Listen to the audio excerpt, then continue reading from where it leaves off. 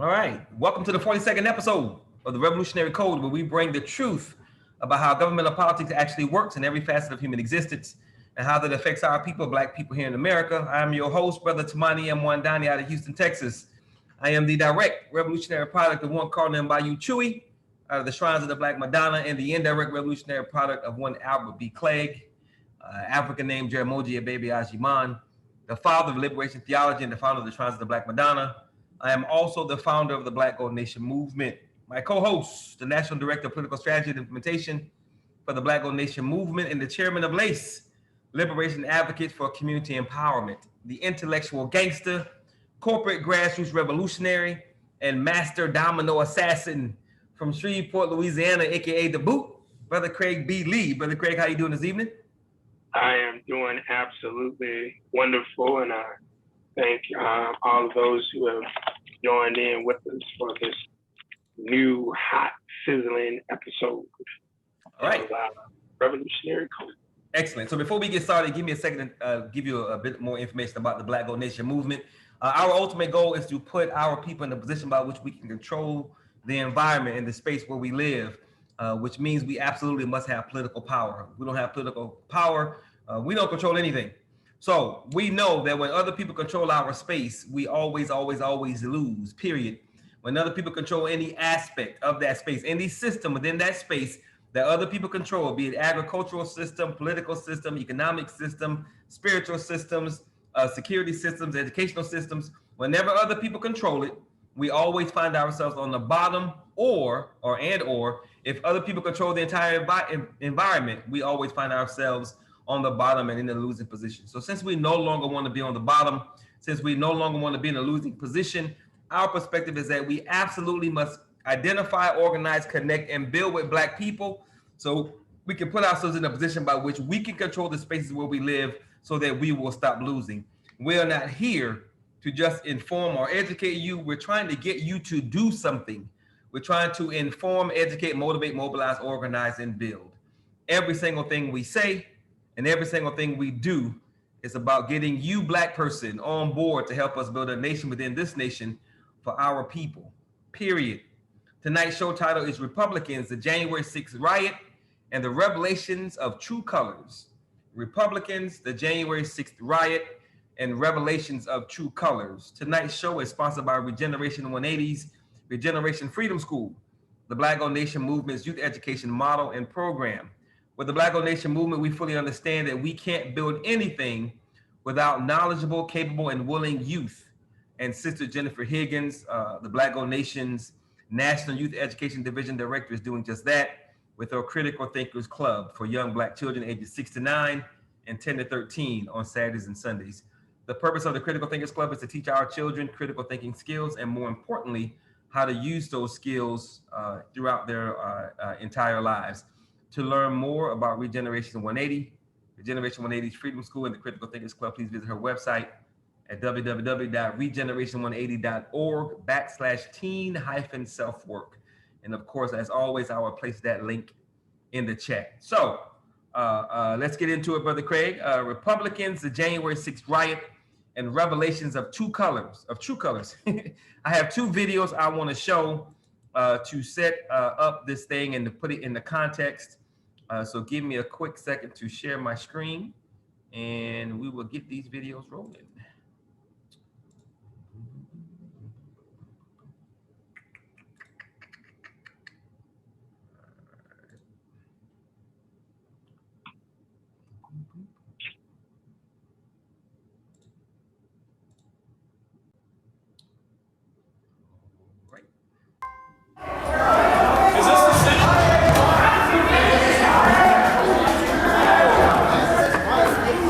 Where the fuck are they? Look, it's a PR war, okay? You have to understand it's an IO war. We can't lose the IO war. We're better than that. Information operation. There's gotta be something in here to get the fucking music. This is scumbags. Something strong out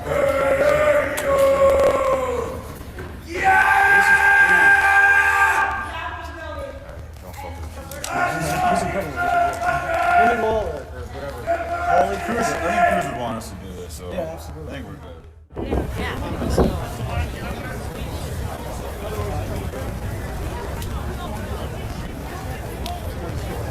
What is it?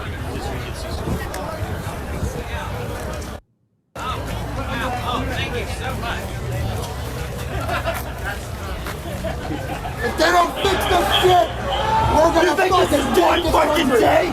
Millions of Americans are out. To protect the Constitution of the United States against enemies foreign and domestic!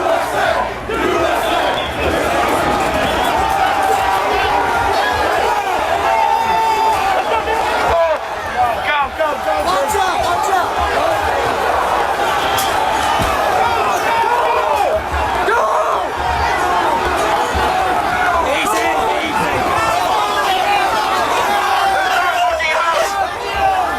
Fuck you, police!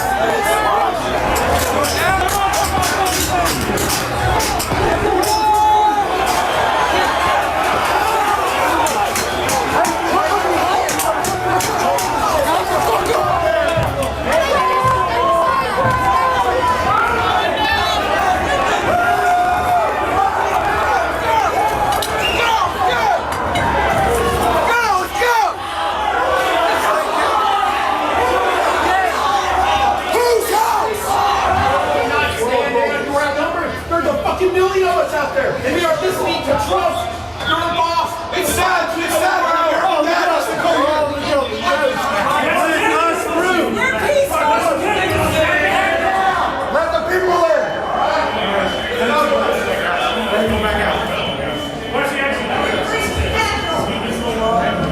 Hey, it ain't safe for you guys! We love you guys. Take it easy. And away.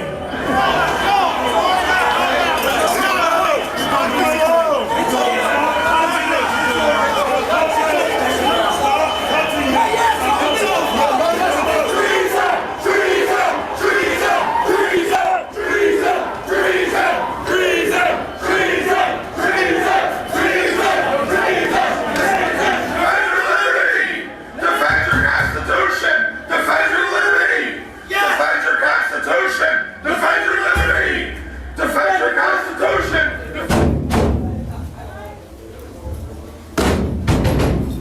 1776! You're afraid of that, Antifa? Well, guess what? America showed up! Where's the rest of everybody? There's not enough of us. They're gonna bring the vets in or something.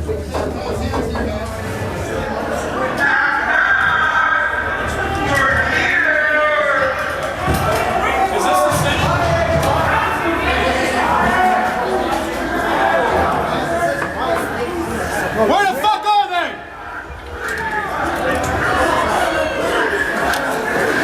Where are they? While we're here, we might as well set up a government. Hey, let's take a seat, people! Let's take a seat! Hey, Nancy Pelosi! Let's vote on some shit! Where the fuck is Nancy? We paid for it. This is our house. No, this is our chair! I agree with you, brother, but it's not ours. It belongs to the Vice President of the United States when he's in here. It's not our chair.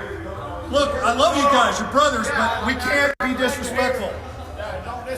They can steal an election, we can't sit in their chair? No! We're not putting up with that either. It's just, look, it's a PR war, okay? You have to understand, it's an IO war. We can't lose the IO war. We're better than that.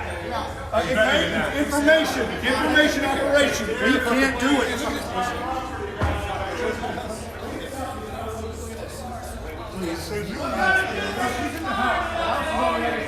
I want to tell me, just get a snap of that.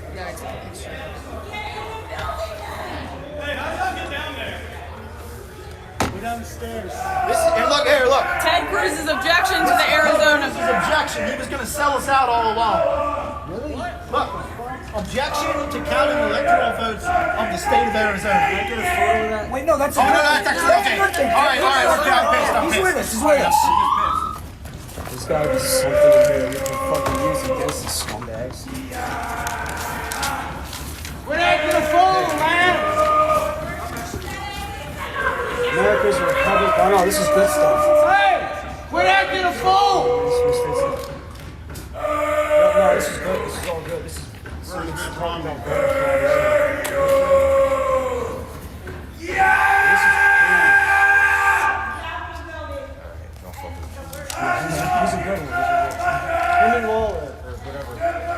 Cruz would want us to do this, so Yeah, absolutely. I think we're good.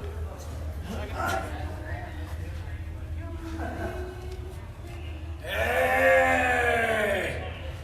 Fucking hey, man. Glad to see you guys. You guys are fucking patriots. Look at this guy. He's got covered in blood. God bless you. You good, sir? Do you need medical attention? I'm good, thank you. All right.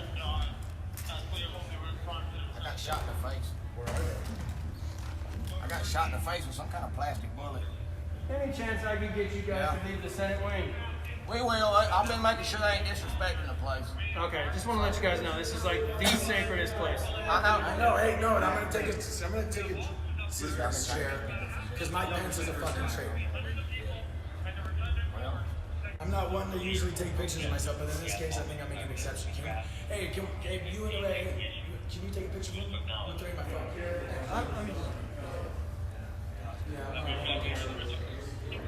Literally. Thank you.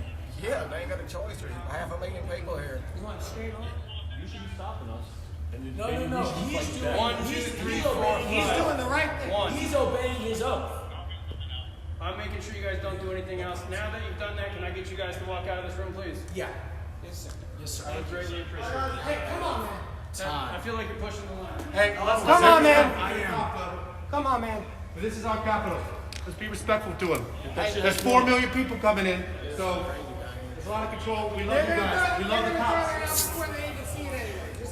It's only a matter of time. Justice is coming. All right, come on. Over 4 million people are coming everywhere, all the way back to the monument of DC. Jesus Christ, we invoke your name. Amen. Let's all say a prayer in this sacred space. Thank you, Heavenly Father, for gracing us with this opportunity. Thank you. Let me take it back. Thank you, Heavenly Father. Amen. For this opportunity to stand up for our God-given unalienable rights. Thank you, Heavenly Father, for giving the inspiration needed to these police officers to allow us into this building, to allow us to exercise our rights, to allow us to send a message to all the tyrants, the communists, and the globalists, that this is our nation, not theirs. That we will not allow the American way of the United States of America to go down. Thank you, divine, omniscient, omnipotent, and omnipresent Creator God, for filling this chamber with your white light of love, with your white light of harmony. Thank you for filling this chamber with patriots that love you and that love Christ.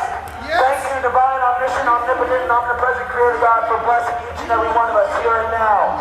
Thank you, divine Creator God, for surrounding and filling us with your divine, omnipresent white light of love and protection, peace and harmony.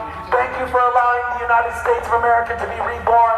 Thank you for allowing us to get rid of the communists, the globalists, and the traitors within our government. We love you and we thank you. In Christ's holy name we pray. Amen! Amen!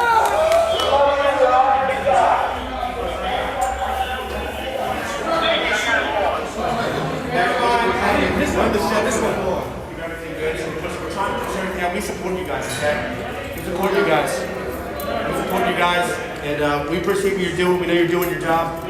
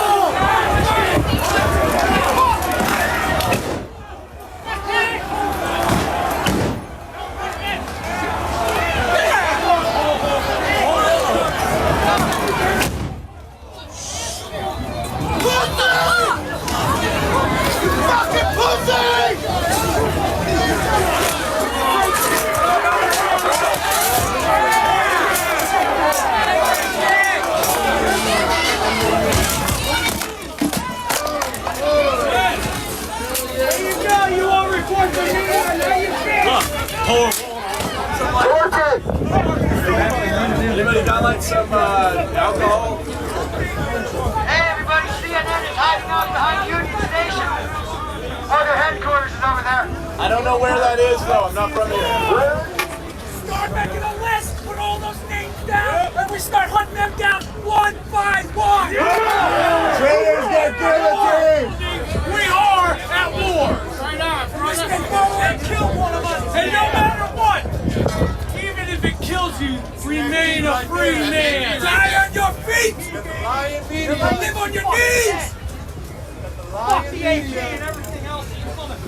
Mobilize in your own cities, your own counties, storm your own Capitol buildings, and take down every one of these corrupt motherfuckers. Fucking listen We to allowed them. this to happen.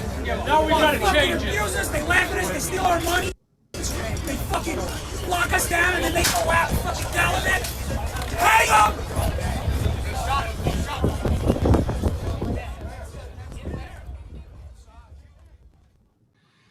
All right, and I have one more that's much shorter. Yeah, I was about to say. Yeah, I know. I didn't think it was quite that long, but this other one is a lot shorter. Go ahead. We don't need to see all of that. Yeah. Okay, this next one is a lot shorter. Let me get this one up and running, and then we'll be done. We can get into it.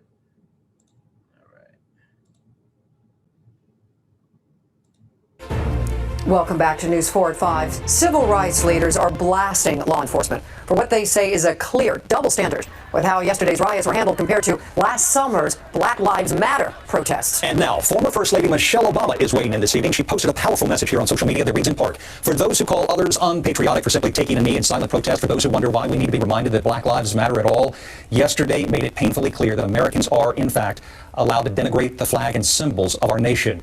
They've just got to look the right way. Our Prince George's County Bureau Chief Tracy Wilkins asked professors today who study race and policing about this very issue. This was the police presence at the Lincoln Memorial during the Black Lives Matter protests this past summer. A far cry from the amount of law enforcement we saw protecting the Capitol on Wednesday. Clearly there's failures. There has to be a lot of questions asked and answers given. Hopefully answers for why a Capitol police officer appeared to allow protesters past one barrier, and how one African-American officer was left defending an entrance alone. What is very clear is the police underestimated the violent crowd and the size of it, and they overestimated their ability to control it. It's painful for Black folk in this country to see the contrast. Howard University African American Studies Chair Greg Carr questions why this group was so underestimated. If you've been listening to 61 failed lawsuits, to a plot to kidnap and perhaps murder a sitting state governor, to assaults on state capitals all over the country, how could you possibly be surprised? Natasha Harris teaches criminal justice at Bowie State University. She says what we saw yesterday goes beyond a lack of planning. They are viewed as more patriotic and in terms of protesting and not really being a danger to society. And so what we're seeing is basically white privilege in action. Democratic Pennsylvania Representative Connor Lamb made the same conclusion on the House floor. For the most part, they walked in here free. A lot of them walked out free. And there wasn't a person watching at home who didn't know why that was, because of the way that they look. U.S. Capitol Police released a statement that said, in part, it is reviewing this incident, its security planning, its policies and procedures. For News 4, I'm Tracy Wilkins. Now, the U.S. Capitol Police Chief says the actions of the Capitol Police officers were heroic, given the situation they faced, and he continues to have tremendous respect in the professionalism and the dedication of the men, women, and men of the U.S. Capitol Police. Sean Yancey continues our coverage with more on how do you discuss these issues. All right, so I wanted to show those two videos, and I didn't think the first one was as long as it was, so I do apologize for that one. But I wanted to discuss, show both of them to put this whole thing, tonight's conversation, in context, because we're talking about one group who was involved in an illegal insurrection on multiple levels, and how they were treated as opposed to the Black Lives Matter protesters, how they were treated, and then of course what all of that means per tonight's title and subject. So And we also have to keep in mind, like Professor Carr said, we got to remember that these riots, these insurrections were taking place at Capitol buildings all over the country. So it wasn't like it wasn't known. It wasn't like the intelligence wasn't there. They just chose to react the way they did. So the first question, Brother Craig, is, and the sister kind of alluded to it, and I didn't know that she was actually going to say that. But the first question is, what is white privilege? How do you define white privilege? The ability for Europeans descendants to do whatever the hell they want to do in the society and say what they want to say and project the illusion of superiority at all costs. That's what it is. To project the illusion of superiority at all costs. Okay, I can dig it. All right. It doesn't matter whether you're talking about religion, whether you're talking about politics, whether you're talking about school. You could even be talking about a hopscotch. They believe that it is their privilege to do whatever. And unfortunately, the unconscious Negroes in this society, they refuse to deal with that reality, and they want the same privileges that the white folks have, which is asinine. Right. Indeed. And the next question is what is the philosophy of capitalistic white supremacists? What is their philosophy? To remain in perpetual control, to preserve their numbers, because they know the architects, the engineers who construct the philosophy, the system, and the game, they know that they are less than 15% of the world's population. So they have to do multiple things. Number one, they have to project themselves as being superior to any and every other group of people on the planet. That's number one. And although they know that's a lie, they have to do that first and foremost because they make everybody conform to their version of beauty, their philosophies, their everything, religion, all of these particular things, while simultaneously working to ensure that their numbers do not dwindle to complete zero, because that's pretty much where they're at right now. So the philosophy is to protect and preserve their people at the expense of everybody else. Right. And they're willing to do any and everything to achieve that. And there are three things that they use primarily to accomplish that before they go to war, and that's lie, deny, and falsify. I mean, that's their thing. And if you're not mature enough to understand that, you will get upset and pissed off because they're lying, denying, and falsifying the information. Yeah, and what's amazing about that is that you people get upset because they are doing what they've always done, and it's like, why are you surprised that they are doing it yet again for the 1 millionth time, and you're surprised and upset that they are being who they are? Because the Negro really believes in the propaganda that they push on one side of the equation, that this is the land of the free, home free, all this so foolishness. The Negroes it's really just unfortunate that our people are so goddamn naive and foolish about all of this, but they really do not see any other option other than to lay down and believe in all of this foolishness, because they don't want to do the work. The majority of people don't want to do the work. They want to just pray to whatever their religious entity is for that entity to do the work. Gotcha. So what is your assessment of that first video? What do you see going on in that first video?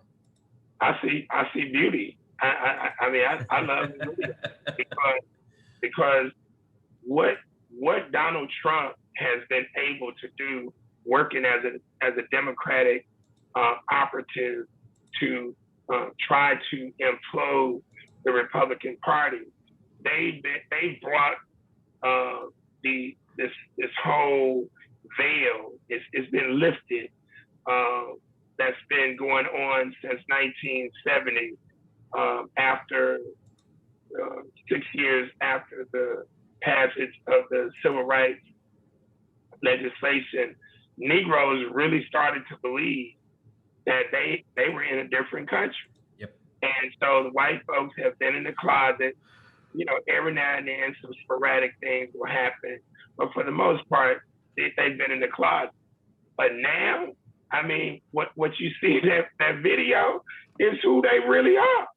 You know, this is who the majority of European descendants, pale skinned entities, this is who they truly are. And that's just the reality. And I love it, because the only way that you're going to begin to even kind of sort of teach our people, they got to see the physical reality. Yep. And because if they don't see it, they're not going to believe it. And then even the hardcore slaves, even when they see it, they're going to be like, that ain't all of them. Huh? That ain't Okay. All right. So we know the difference between the two is because one group is primarily 99% white, the first video, and the other group was mixed with a lot of black people involved, which is Black Lives Matter. What does the stark difference between how law enforcement reacted to both groups communicate? What should black people take away from the difference between how they communicate with January 6th, primarily white people, and how they react to black people? What should we get from that? What is being communicated to us? That chattel slavery is just morphed into a different construct. I mean, you're still in the same country.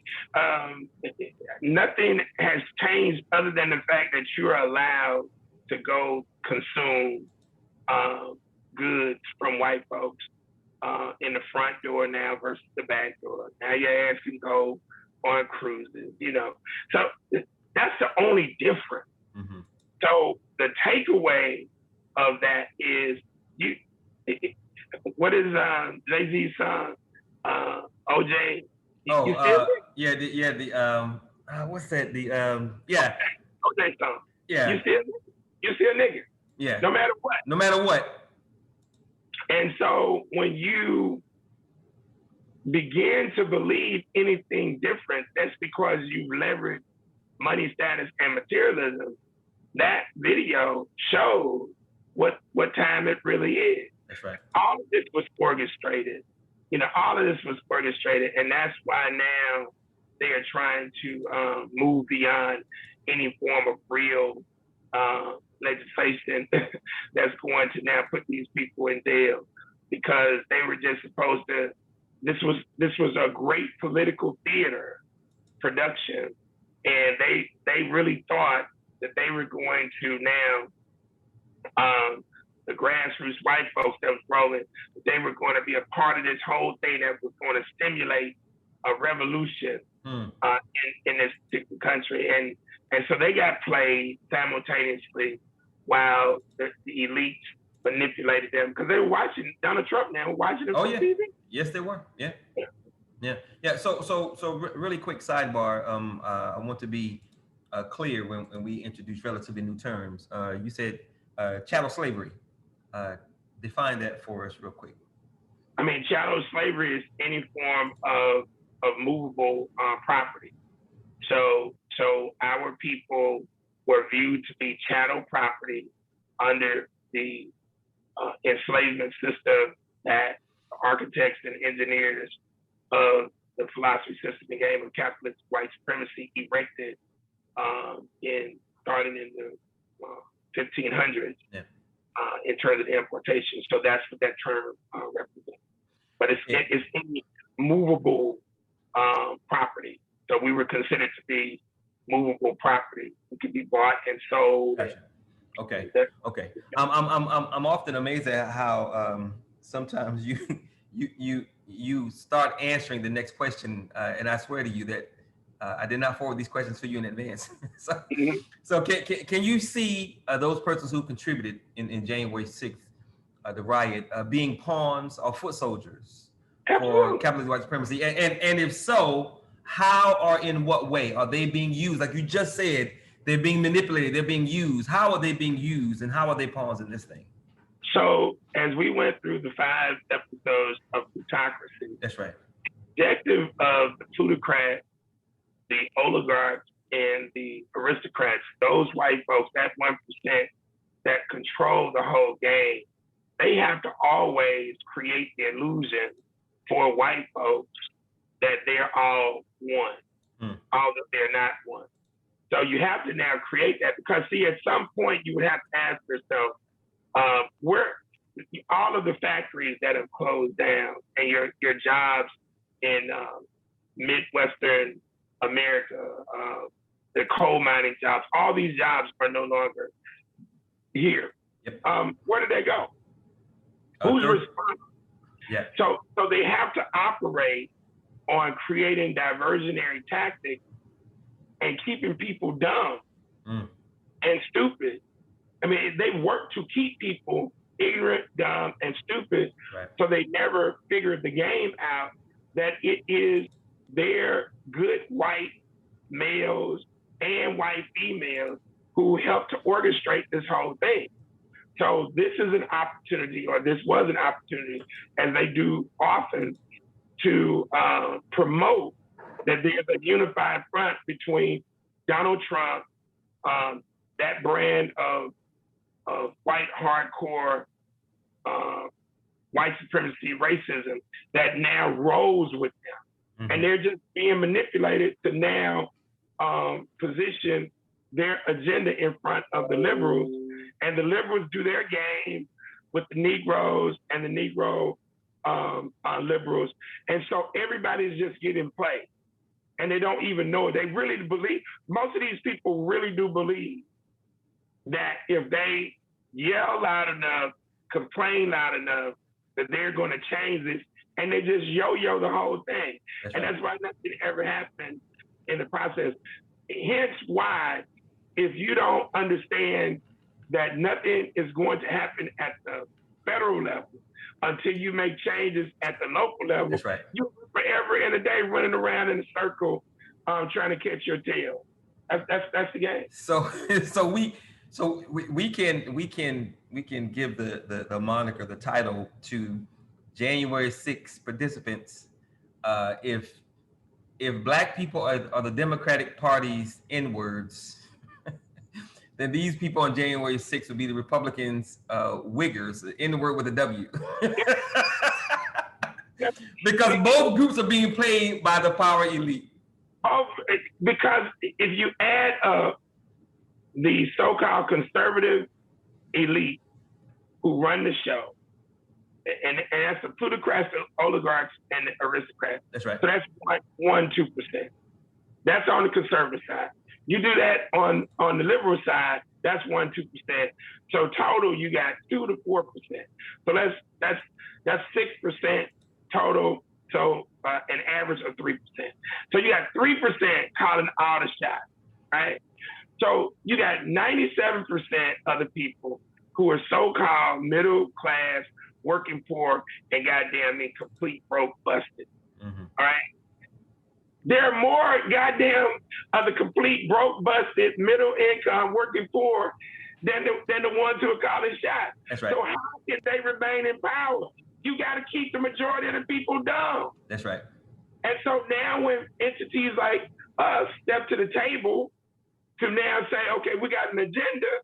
That's why I'm always telling you, if you don't have money, status, and materialism, you play right into the hands of those individuals. Because now they're going to just simply say, oh, you're hating. Oh, you're a star loser. Oh, you're just a goddamn communist or socialist or something like that. That's right. So we have to elevate beyond this and anticipate what they're going to do. And all you got to do is study history. That's right. Right. So you don't have to anticipate that much.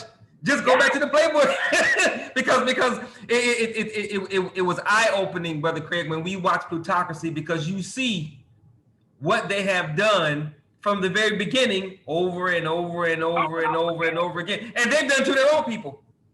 to their so they're gonna, and so what you saw on January the 6th, just like if you go back and look at plutocracy, you had advocates for the common white man. Okay, they advocated for their. And who did the white folks go and get? They went and got the average goddamn white, their own average white folks, and they paid them to now bust a cap in these white folks who were now trying to change the game. Yeah, for the good of everybody. Exactly. Well, for the good of all white folks. Of course. They weren't trying to do shit. Oh, sure. So at the end of the day, the white folks let it be known, we don't give a damn if it is for the good of the other white folks. You ain't a part of the clique. That's right. Our job is not to do what you do. Yeah. Our job is to tell you what we want you to do. Right. And if you don't want to roll with that, we're going to roll over your ass. Yep. So it's either you're going to get down or you're going to lay down. Yep. So that's why the advocates, the labor advocates of that time, that's why they resorted to some of the same tactics of blowing, trying to blow folks up, kill folks. Yeah. But brother, it's a system. So you can't blow the damn system up. You got to change the minds of the masses of the people, and the masses of the people are made to be dumb. So if you're going at this from the roof, trying to build the building from the roof down, it'll never you're work. gonna always lose. That's right. That's right. All right. So you mentioned them earlier. Let me come back to it to touch on it. So what role does Donald Trump play in all of this? What is his role, and what is he there for? Donald Trump, and contrary to, and I get it because our people don't understand it's a human chess game. Donald Trump's role was to create a worser of two evil situations 5 years ago and help Hillary Clinton win. And needless to say, that's a Democratic game plan. That's a tactical maneuver. And it worked too good. And Hillary Clinton was too flawed. And so needless to say, Donald Trump wins. He wasn't supposed to win. Right. And so once he won, the next thing was to help implode the Republican Party. But somewhere in the mix, he went off script. Big time. Doing what he was supposed to be doing, but he's like, shit, I'm going to benefit myself, my family, and set certain things up. So he really went in the paint on this overall thing. So he was a double agent working for the Democratic Party. And needless to say, the Republican Party's base loves him and embraces him. Yep. Because he's speaking to them. He went deeper than what George Bush and his sons and Ronald Reagan could ever or even think about doing, because he's not a part of the establishment from that perspective. That's right. Excellent. Okay. So if you missed the beginning of the show, you are listening to the Revolutionary Code, where we bring the truth about how government and politics actually works in every facet of human existence, and how that affects our people, melanated Black people here in America and around the world. Tonight's show is our 42nd episode, and it's titled Republicans, the January 6th Riot, and Revelations of True Colors. My name is Tamani Mwandani. I'm the founder of the Black Gold Nation movement. And my co-host is Brother Craig B. Lee, the National Director of the Black Gold Nation's Political Strategy and Implementation Department. So, okay, Brother Craig, Republicans, the January 6th Riot, and Revelations of True Colors. We've seen the video of January 6th, how law enforcement responded or didn't respond. We've seen the juxtaposition of how they responded to Black Lives Matter. We've discussed white privilege and how these people could be pawns and are foot soldiers for those in power moving forward. There was a recent vote to have a bipartisan committee investigate what happened on January 6th. And you started to allude to this earlier, but Republicans overwhelmingly voted against such a committee. Why would they do that? Because again, the philosophy, the system, and the game of capitalist white supremacy must be protected at all times. It must be protected. And the Democrats are right along with it. They know goddamn well that they weren't going to move forward on this foolishness, but they got to give the illusion that they're pursuing so-called justice and then the white folks on the Republican side have to be viewed as the entities who are the antagonists. So now the Republicans will always be able to maintain their base, and then the Democrats will be able to maintain their base, and you just keep them fighting at each other and hoping and praying that Jesus will one day come down and fix it up. Perfect answer. Perfect segue to the next question. How does not having such a committee to investigate what happened on January 6th, how does that serve the base of the Republicans and Donald Trump? How does that serve their base by not having these committee investigations? Well, what now the Republican Party is viewed as is a protection blanket for their base. That's so right. Hence, we get back to white privilege. We can do whatever the hell we want to do, say whatever the hell we want to say, and we're going to be goddamn protected. They got our back. Mm-hmm. I mean, that's why we love the Republicans. They got our back. That's right. The Democrats would have let them go down, but they got our back, right? So that's what that's all about. So they're going to fight tooth and nail to protect their base, because it's a game. Yep. The Republicans got a game, the Democrats got a game. The only people who ain't got a game is great. He'll be believing and hoping, and one of the other parties or Jesus and whatever other religion deal that's rock and rolling. But they never understand that you got to get in this process and establish your own game. That's right. That's again, an absolutely perfect segue. What if we know that a part of our strategy is to have our own political party, because, like you just said, you got to have somebody that's going to represent you, that's going to have your back. Let's say that this thing happened 5, 6, 7 years down the road, and the political party that we absolutely must have, the political party that you are strategizing for us to build, let's say this happened down the road and you have that political party. What would be your strategic move to ensure that our party has Black people's back as relates to this January 6th kind of activity? I mean, are you saying from? I'm saying, what would you do? I'm saying, what if we had our own party and you were running that party? What would you have? How would you have the party operate to ensure that? Well, first, I mean, we wouldn't be concerned about anything like this at the federal level or national level anyway, because our political party would be gobbling up market share. Gotcha. Locally. At the local level, right, and gaining leverage at the state level for the local level, and gaining leverage at the federal level for the local level. You see, because the white folks are not going to pass any substantive legislation for the benefit of specifically righting the wrong of the past. And they wouldn't, I don't give a damn how much money you can put on it. They still wouldn't ever be able to do it because so much wrong that has happened. Yep. The only thing that we can do with our independent political party is to establish, leverage the political power position at the local level, and then at the state, federal, and international level, we now bring resources back, dealing with both the Republican and the Democratic Party and other international folks to our local area. That's right. Then we shape our local area. Because here's the thing, most people are looking at this thing where it's like, we're going to change, we got this country, and we're going to change everything in the country, right? Mm-hmm. You got to start to look at a city as basically a country. That's right. That's right. Because nothing stops a mayor and a city council from going over to Africa, the Caribbean, and doing import and export. Yeah. I mean, you can control a whole bunch at the goddamn local level, right? Mm-hmm. And so if you can start to now envision your local territory as a potential country. That's right.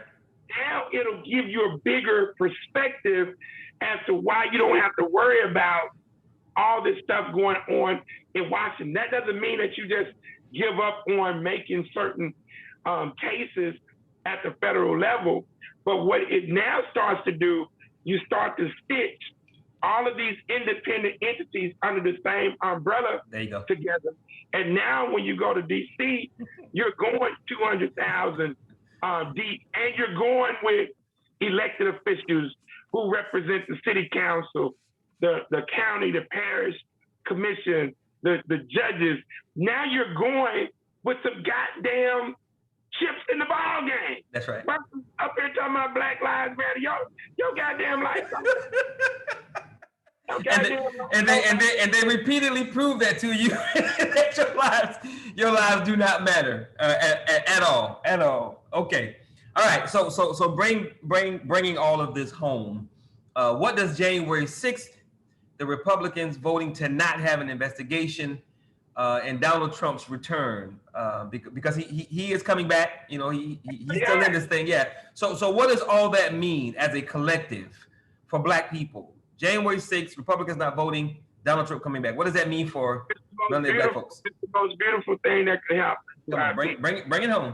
Over the past 51 years, Donald Trump and what happened January the 6th is the most beautiful thing that could ever happen to our people, because you got to force their ass to get into the frying pan. That's right. You got to force their ass to get into the grease. Now the Democrats came back now. They came back and countered with all these goddamn stimulus checks, and they countered with the damn Juneteenth bullshit. So they not. they like, we gotta put their ass back. We gotta rock them back to sleep. So the Negroes happy with this bogus federal holiday, Juneteenth, which makes no goddamn sense. But at the end of the day, Donald Trump and what he's gonna do is gonna keep these Negroes on full-time alert. And what you saw on January the 6th, we got to use this to our advantage to basically mobilize and organize the folks. That's just the bottom line. So I'm thankful. It's a great symbolic move that the Democrats participated in, that the Republicans then countered with, and now Donald Trump is in the mix orchestrating this bait that really belongs to the Republican Party, but they love him because he's speaking to their retarded ass concern. I've been tracking and following, paying attention to these right wing militia groups for a long time. I've met some of them when I was in the Army, so I know they exist. I know they're serious, and I've begun to see articles now about the chatter about revolution and Trump is coming back. We gonna do the blah blah. It's increasing. So these people who were participating in January 6th, and these people who were doing these kind of things nationwide, I see them very easily also being used as pawns to do physical damage in Black communities to Black people, which is yet another reason why mobilization is extremely important, because we know that they've been training for a race war and they are serious. Like we always say, when they say by any means necessary, they mean it.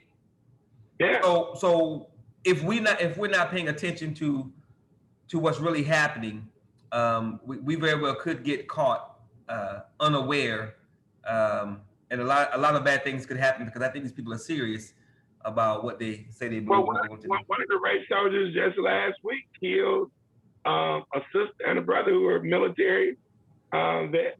Really? Yeah, I'll send you the story. Oh wow. And Negroes gonna keep on getting killed like this because they desire to live in these white spaces. Mm-hmm. They don't want to connect with their people, and so you're gonna see more of the James Byrd. Yep. And unfortunately, this is what has to happen for the Negro. That's right. Although, again, the Negro has been conditioned so marvelously by these white folks. Even when they see a James Byrd situation go down, their default thing is that ain't all white. That ain't all of them. That was just that one. Yeah. Yeah. And, you know, Jesus wants us to love. I mean, so it's just like, man, a lot of these people just go have to Go bye-bye. All right, so last question. You get one takeaway for everybody from tonight's show. So if you could only make sure that everybody walks away from tonight's show with one takeaway that will stick with them forever and a day, what would that one thing be? Love Donald Trump. Love him. If it wasn't for Donald Trump, HBCUs wouldn't be front and center right now. If it wasn't for Donald Trump, you know, the discussion about reparations, a lot of the stuff that's going on that people are now starting to talk about with Juneteenth and all of these other things, it's all because of Donald Trump. Donald Trump is the goddamn greatest thing that has happened to the African-American community since the ending of the Civil War and Reconstruction. He is the greatest. Yeah, he's a catalyst. Yeah. Hey, by far. I mean, other than, you know, Malcolm and Garvey and whatnot, sure. He is the greatest thing for damn sure that has happened to our people over the past 51 years, because the Negro does not want to deal with reality. That's right. The Negro does not want to deal with truth. The Negro hates the truth. The Negro hates reality. And like Donald Trump said when he first ran, hey, dumbass niggas, vote for me. What have you got to lose? That's right. I know they messing over you. Roll with me, goddammit. That's right. You really peel the layers back and you start to get into what we need in terms of a large portion of our people needing to start to focus on entrepreneurship. Yep. The stuff that Donald Trump, the policies that he was invoking really went for the benefit of helping our ass, to be honest. Yeah. Yeah, I can see that. In some of the opportunity zones and business sectors and things of that nature. So yeah, I can dig that. Yeah. Okay. I mean, but if you got like we got Dr. Jones on the phone call tonight. She's been with her expertise helping our people who have improper business structures to restructure their business, like she's doing right now with my niece. My niece is basically on $70,000. Her and my nephew's business. She's now restructuring them. They're going to be on just a smidgen, if hardly anything. Right. And she's taking folks and literally maneuvering, but that's all based on a lot of the revised tax codes and things. But you got to know how to navigate and maneuver.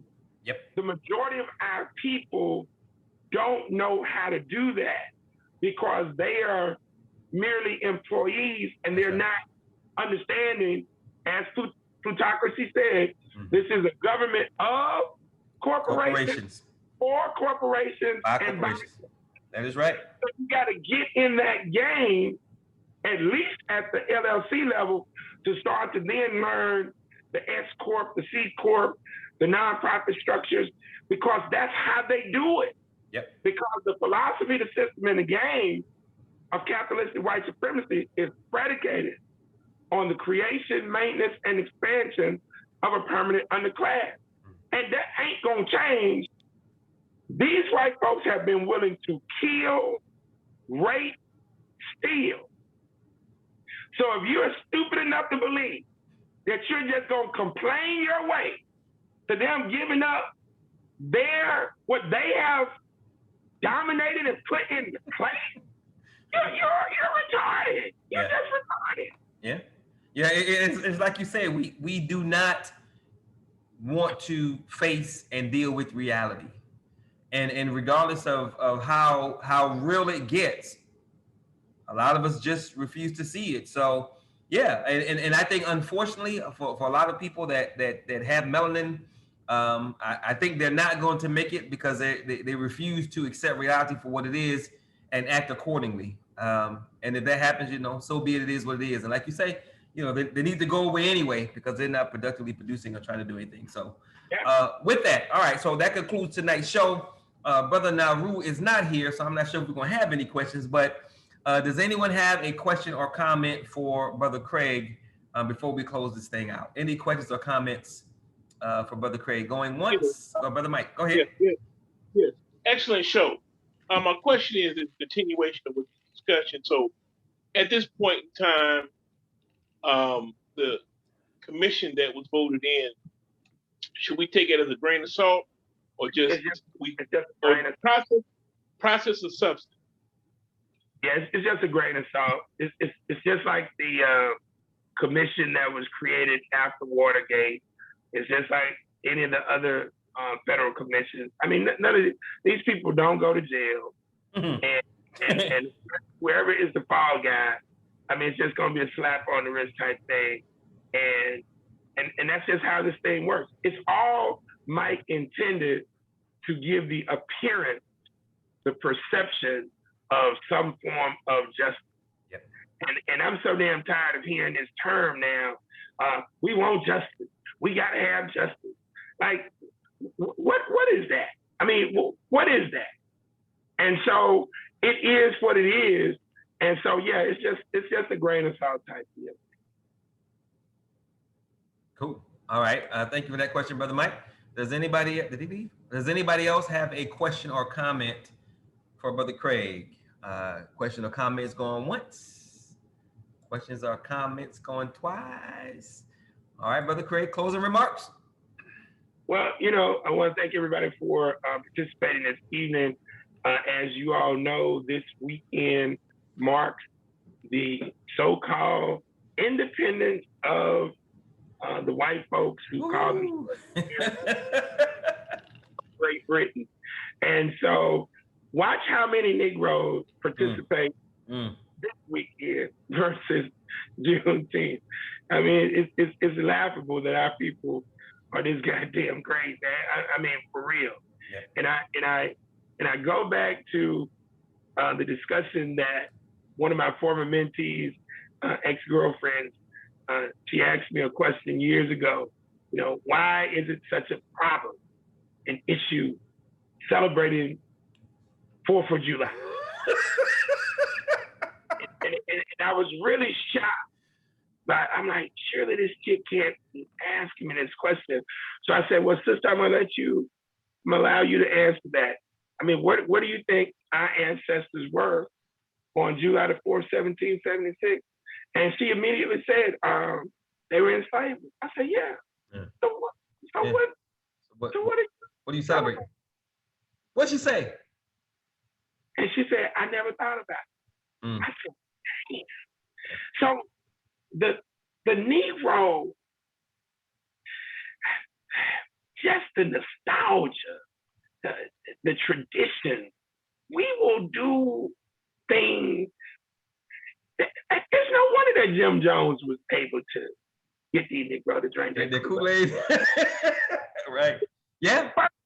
First off, you shouldn't have took your ignorant ass over there in the first place.